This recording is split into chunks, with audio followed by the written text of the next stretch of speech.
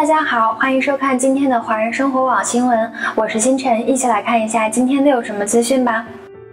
华人注意，绿卡逾期返美可能不让上飞机，赴华10年签证依然有效，中领馆重申细节。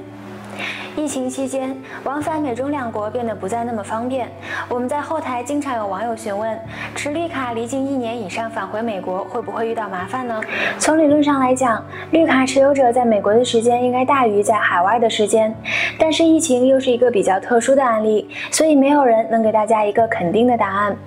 不过大家要注意的是，以上情况除了进入美国海关可能会遇到麻烦外，就连出境中国也有可能不让上飞机。以下这位绿卡持有者遇到的问题，可以给有同样情况的民众做一个参考。一名持有绿卡的中国公民老太太，在中国待了1年半，近日在上海浦东机场搭乘东航返回美国时，在机场柜台被拒绝登机。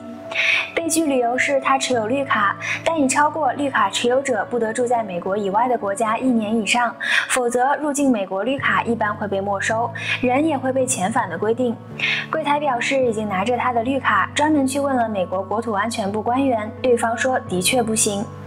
这位老人在机场着急得不得了，马上联系了在美国的女儿。女儿在电话里解释说，她在中国居住期间病过1次，有病历可资证明。为此，老太太在中国的家人一大早又赶紧去医院取其病历，提供电子版证明，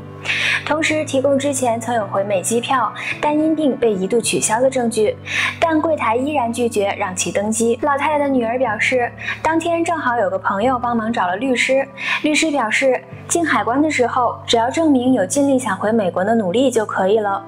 他于是透过妈妈的电话和航空公司前台说话，转述了律师的话。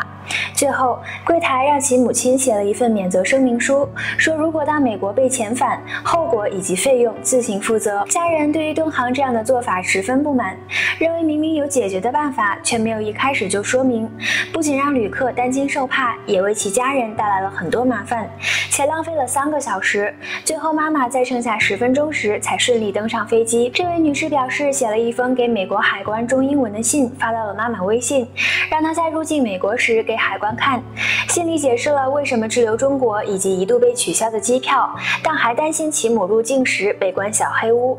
所幸其母在入境美国时顺利出海关，海关就是问了他妈妈在中国待了多久，他妈妈回答1年左右，然后就被放行。有了上面的实例，你是不是对近期持绿卡离境有了更新的认识呢？事实上，现在由于疫情，华人往返美中两国变得十分不方便。这其中不少在美国华人持有中国10年签证，以前可以说走就走的旅行，现在该如何安排行程呢？据中国驻芝加哥总领事馆7日表示，目前许多人持有的入境中国10年签证，只要还没有逾期，都仍属于有效文件。领馆指出，这项签证是因为新冠疫情而暂停使用，并非作废，但现阶段为防范病毒传播并减少跨境旅行，如有紧急商务科技或紧急人道主义需求而前往在中国的话，均需透过邮件以个案方式另外申请紧急签证。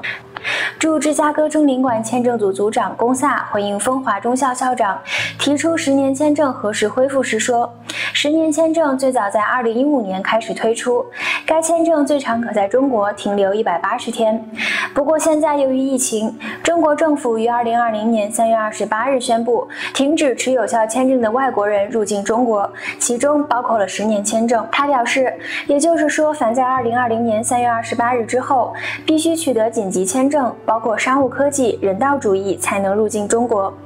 龚萨说道，如果全球疫情能够好转，大家恢复正常生活，届时会有相应政策出台，因此大家手上的10年签证只要仍未过期，都还是属于有效文件，只是暂时不能入境中国，需要紧急入境者则需要通过邮件提出个案申请。至于提出了紧急签证申请，也按要求补交了各种文件，但仍迟迟未收到回音者，驻芝中领馆提醒可再度发邮件向承办单位询问。威斯康辛州精英国际学校的校长孙建国则分享经验表示，之前有学生也面临相同情况，最后才发现，原来领馆的回函邮件可能因与收件人联系少而被归入垃圾邮箱。他建议苦等不到时，可以翻找一下邮件的垃圾信件。另外，中领馆表示，疫情催生改革，中领馆领事 APP 在疫情告一段落后会一直使用下去。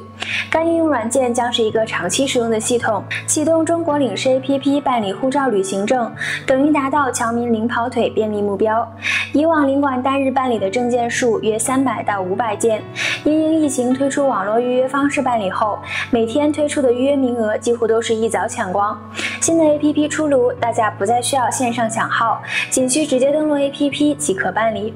中国领事 APP 上线启用后，确有特殊紧急需要人员，可提供足够支持材料，通过总领馆领事证件咨询邮箱 chinavisachicago@gmail.com 联系申请有关证件。下面我就为大家详细介绍一下中国领事 APP 的操作流程。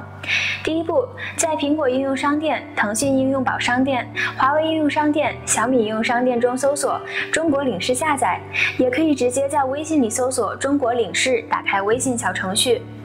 第二步，注册账号目前支持国内手机号或邮箱注册，未来升级版或将支持国外手机号注册。第三步，完成实名认证后即可办理相关业务。实名认证可通过填写国内身份证或中国普通因私护照号进行，如无上述证件，也可使用他人已认证的账户办理。第四步，提交申请后，请关注 APP 我的栏目中我的订单和消息中心，了解最新办证进度和反馈。它的 logo 是这个样子的，大家在下载的时候不要下载错了。但是申办护照、旅行证的时候该如何操作呢？登录 APP 后，选择应急旅行证或护照旅行证业务模块，根据提示要求逐步、完整、准确地填写个人基本信息，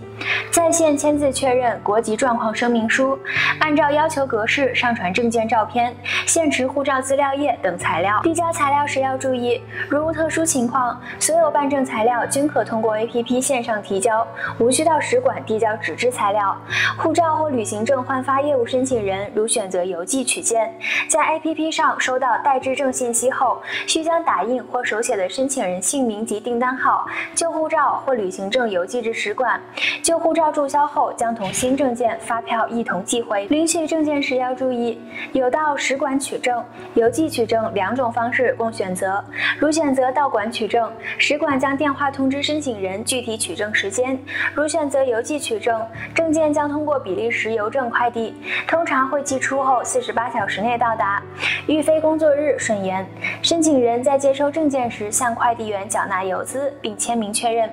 为确保相关证件申请系本人操作， APP 将对申请人进行人脸识别，如人脸识别不通过，请致电联系使馆工作人员处理。